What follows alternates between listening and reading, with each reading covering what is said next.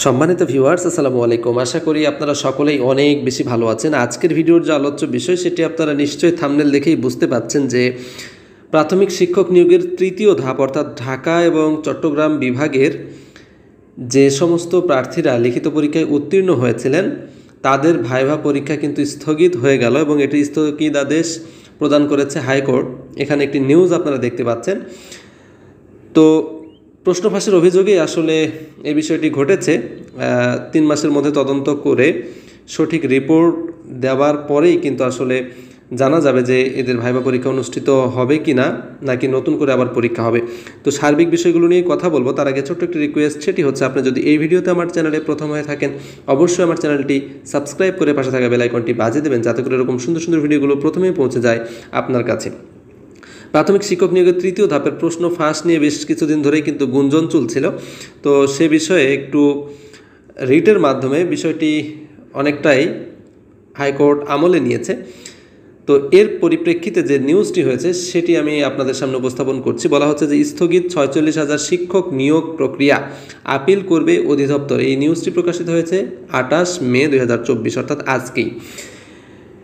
এখানে বিস্তারিত বলা হচ্ছে, প্রশ্ন ফাঁসের অভিযোগে সদ্য অনুষ্ঠিত ঢাকা ও চট্টগ্রামের প্রাথমিক সহকারী শিক্ষক নিয়োগের ভাইভা পরীক্ষার স্থগিতের নির্দেশ দিয়েছেন হাইকোর্ট। সেই সঙ্গে বিষয়টি তদন্তেরও নির্দেশ দেওয়া হয়েছে। এরই জেরে স্থগিত হয়ে গেল উত্তীর্ণ 46,000 পরীক্ষার্থীর ভাইভা। আপনারা এই বিষয়টি অলরেডি জানেন যে যখন প্রাথমিক শিক্ষক নিয়োগের তৃতীয় ধাপের লিখিত পরীক্ষার ফল প্রকাশিত হয় সেখানে কিন্তু 2টি সেটের কোনো ধরনের সেট মূল্যায়ন না করেই কিন্তু ফলাফলটি প্রকাশ করা হয়। পরবর্তীতে যে 2টি সেট বাকি ছিল সেটি মূল্যায়ন করে একদিনের মধ্যে আবারও সেই 2টি সেটের ফলাফল প্রকাশ করা হয়, যার পরিপ্রেক্ষিতে কিন্তু 46,000 পরীক্ষার্থী এখানে উত্তীর্ণ হয়ে যায়। যেখানে প্রথম এবং দ্বিতীয় ধাপে 20,000, 25,000, 26,000 প্রার্থী কিন্তু উত্তীর্ণ হয়েছিল, সেখানে তৃতীয় ধাপে লিখিত পরীক্ষায় উত্তীর্ণ হয়েছিল 46,000।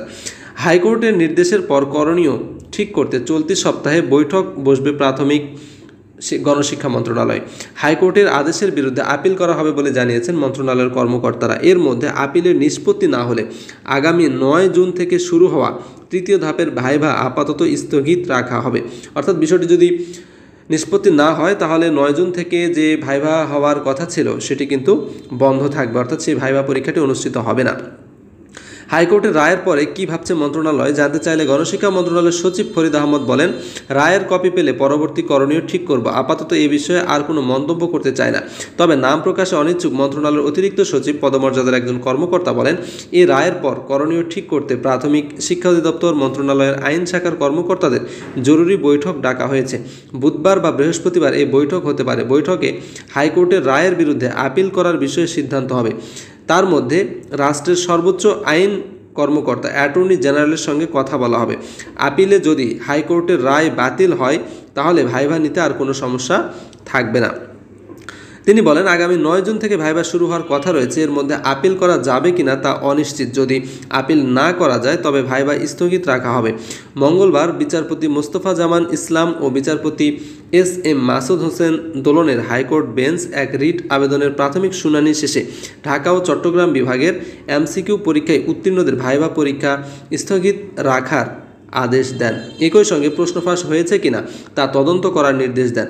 রিটকারী আইনজীবী ব্যারিস্টার সৈয়দ সায়েদুল হক সুমন বলেন, সরকারি প্রাথমিক বিদ্যালয়ের সহকারী শিক্ষক নিয়োগ পরীক্ষা তৃতীয় ধাপের পরীক্ষায় প্রশ্ন ফাঁস হয়েছিল, আর এই ফাঁস হওয়া প্রশ্নে অনেকে পরীক্ষা দিয়েছেন। ইতোমধ্যে তৃতীয় ধাপের পরীক্ষার ফলও প্রকাশিত হয়েছে।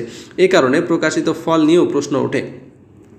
প্রশ্ন ফাঁস হওয়ার ঘটনার তদন্ত এবং পরীক্ষা প্রক্রিয়া স্থগিত চেয়ে হাইকোর্টে রিট করেন ঢাকা এবং চট্টগ্রামের কয়েকজন পরীক্ষার্থী।